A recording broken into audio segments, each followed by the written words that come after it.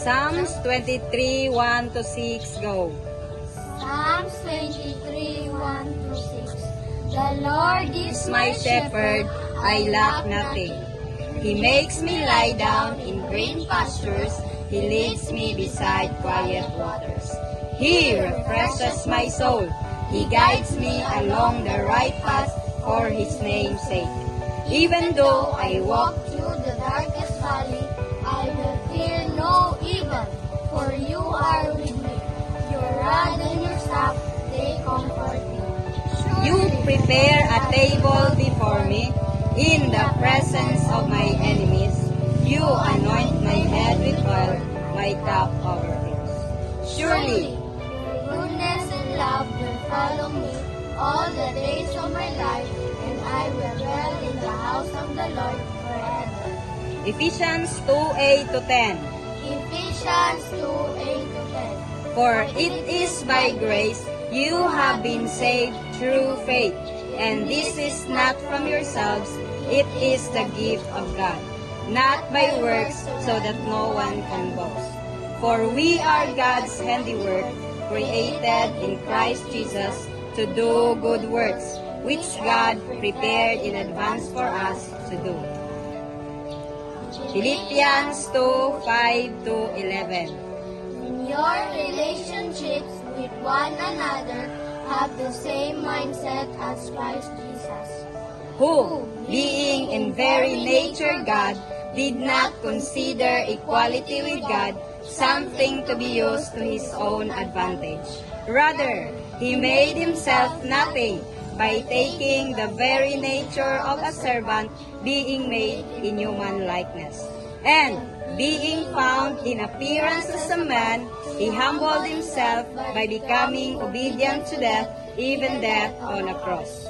Therefore, God exalted Him to the highest place and gave Him the name that is above every name, that at the name of Jesus every knee should bow in heaven and on earth and under the earth, and every tongue acknowledge that Jesus Christ is Lord, to the glory of God the Father.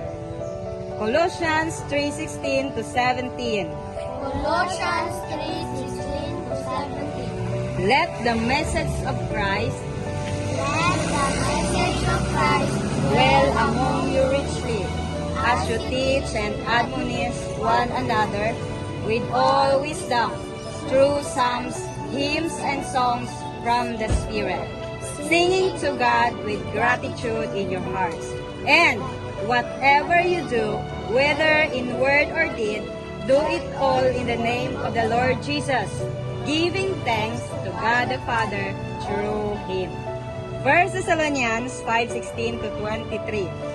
1 Thessalonians 5:16. 23. Rejoice always, pray continually, give thanks in all circumstances, for this is God's will for you in Christ Jesus. Do not quench the Spirit, do not treat prophecies with contempt, but test them all, hold on to what is good. Reject every kind of evil.